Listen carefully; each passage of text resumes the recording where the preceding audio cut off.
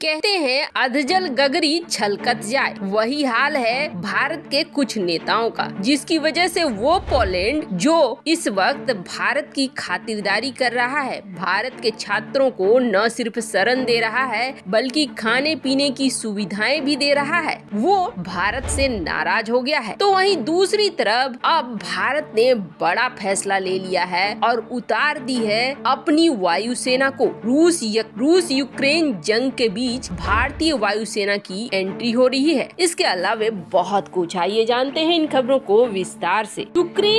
Ukraine के दूसरे सबसे बड़े शहर खार्किव में रूसी सेना के हमले में एक भारतीय छात्र निशाने पर आ गया है। अंदेशा जताया जा रहा है कि इस शहर में मौजूद दूसरे भारतीय छात्र भी अब गंभीर संकट में फंस चुके हैं। खार्किव में रहने वाले विदेशी छात्र खाने पीने के लिए स्थानीय होटल, रेस्टोरेंट और मेस पर निर्भर है। ऐसे में इन लोगों के पास न तो खाना बचा है और न ही पानी। शहर के अंदर की सड़कों पर लड़ाई छिड़ने के कारण लोग घरों से बाहर तक नहीं निकल पा रहे हैं। शहर के अंदर हालात इतने खराब हैं कि स्थानीय प्रशासन ने विदेशी छात्रों को निकालने को लेकर हाथ खड़े कर दिए हैं। इस कारण न सिर्फ भारत बल्कि पाकिस्तान और चीन के छात्र भी खार्किव में फंस गए हैं। अब खार्किव को अगर आप देखेंगे तो ये रूसी सीमा के बिल्कुल पास में है। इस शहर के बिल्कुल नजदीक रूस के सबसे बड़े मिलिट्री बेस में से एक बेलगोरोद है। ऐसे में रूसी सेना ने खार्किव शहर की भीषण घेराबंदी कर दी है और अगर किसी विदेशी को खार्किव से बाहर निकलना है तो उसे पूरे यूक्रेन को पार करके रोमानिया, हंगरी, स्लोवाकिया या पोलैंड की सीमा तक जाना पड़ेगा।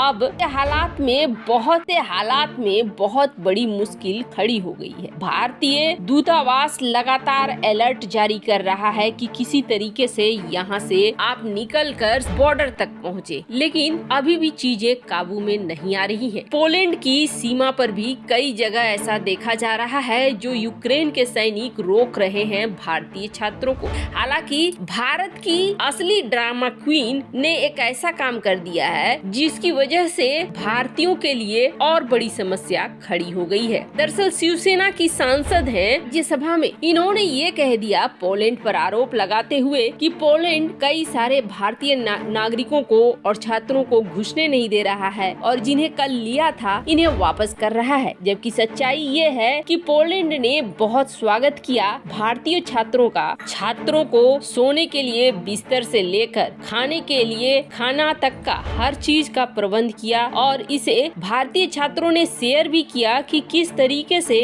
छात्रों का ध्यान रखा जा रहा है। पोलैंड सरकार पूरी मदद कर रही है भारतीय छात्रों का। ऐसे में अगर इस तरह की खबरें निकल कर आती है तो सचमुच निराशा की बात होगी। और मैडम ने जो ये ट्वीट किया, ये ट्वीट मैडम ने पोलैंड के राजदूत को टैग करते हुए किया, जिसके बाद पोलैंड के राजदूत ने जवाब दिया और कहा कि कृपया फेक न्यूज को फैलाना बंद करें, ऐसा कुछ भी नहीं हो रहा है। पोलैंड लगातार मदद कर रहा है भारतीय छात्रों की। ये वो लोग हैं जो इस तरह की बातें फैला रहे हैं, जो चाहते हैं कि अफरा तफरी का माहौल हो जाए, जो चाहते हैं कि चीजें और ज्यादा अस्त व्यस्त हो जाएं। इसलिए आप लोग भी इस तरीके से न करें और फेक न्यूज को आगे बढ़ावा न दे। वैसे आपको बता दें, प्रियंका चतुर्वेदी ने जो किया वो बिल्कुल सही नहीं किया। एक ऐसे पद पर बैठे हुए शख्स को अपनी जिम्मेदारी निभानी चाहिए। पर हाँ, ये जरूर है कि यूक्रेन में स्थिति लगातार खराब होती जा रही है और यूक्रेन की जो स्थिति खराब हो रही है इसमें कहीं न कहीं यूक्रेन के सैनिक भी बड़ी भूमिका निभा रहे हैं और विदेशी छात्रों को निकलने का प्रॉपर रास्ता नहीं मिल पा रहा है और इसी का फल भारतीय छात्र पे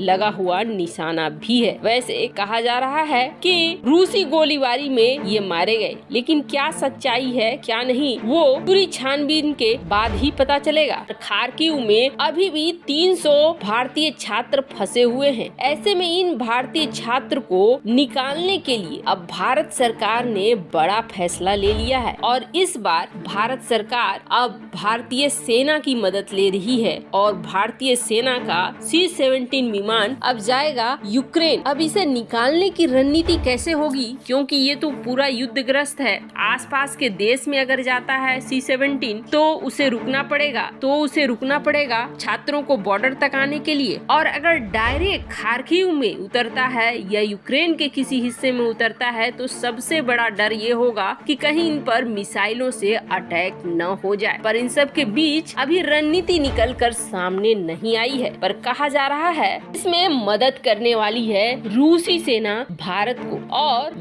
जैसा कि हमने बताया आपको, खार्किव से नजदीक रूस का एक बेस है और इस बेस से ही रूसी सेना यहाँ खार्किव तक पहुँच रही है या कीव तक पहुँच रही है। जो इलाका इस वक्त देखेंगे आप, लड़ाई का इलाका, वो इस उत्तरी क्षेत्र में है। ये इधर वेस्ट की तरफ नहीं गया है और ये वहाँ तक जाएगा भी नहीं। इसलिए नहीं जाएगा क्योंकि यहाँ पर नाटो ने अपनी पूरी सेना तैनात करके रखी हुई है कि अगर थोड़ी सी भी गड़बड़ी होती है तो फिर ये जो छोटा सा युद्ध अभी यूक्रेन और रूस के बीच लड़ा जा रहा है, ये युद्ध बड़ा हो जाएगा। अब फिर आप कह सकते हैं कि ये एक विश्व युद्ध में बदल जाएगा। जो चाहता है अमेरिका वही चीज हो जाएगा। रूस भी अब इस स्थिति को, इस हालात में पहुंचाना नहीं चाहता है। ऐसे में रूस ने अपनी सेना को इस इलाके में ही केंद्रित रखा है और अब असर ये हो रहा है कि कुछ दिन थोड़ी बढ़त मिली है, पर अब जब 3-4 दिनों से रूसी सेना फंस चुकी है, रुक चुकी है, तब रूसी सेना ने आक्रामक रुख अपनाना शुरू कर दिया है।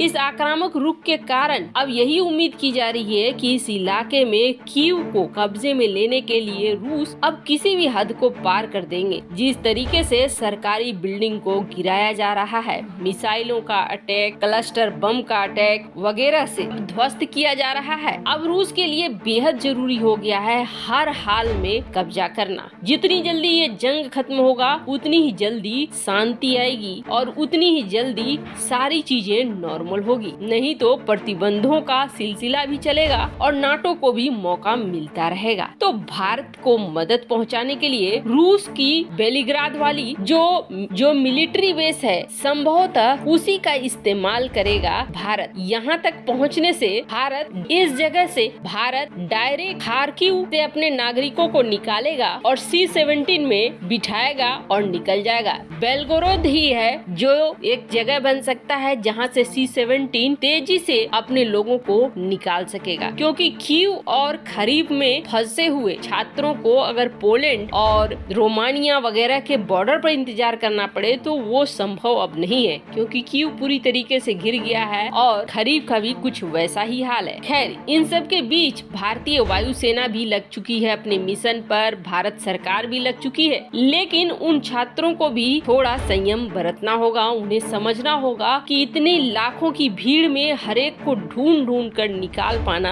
आसान नहीं होगा। फिर भी भारत सरकार अपने तरफ से काफी कोशिश कर रही है। वैसे आपको क्या लगता है, क्या भारत सरकार की कोशिश काफी है या नहीं? कमेंट कर अपनी राय जरूर बताएं। जल्द मिलते हैं अगले वीडियो में नई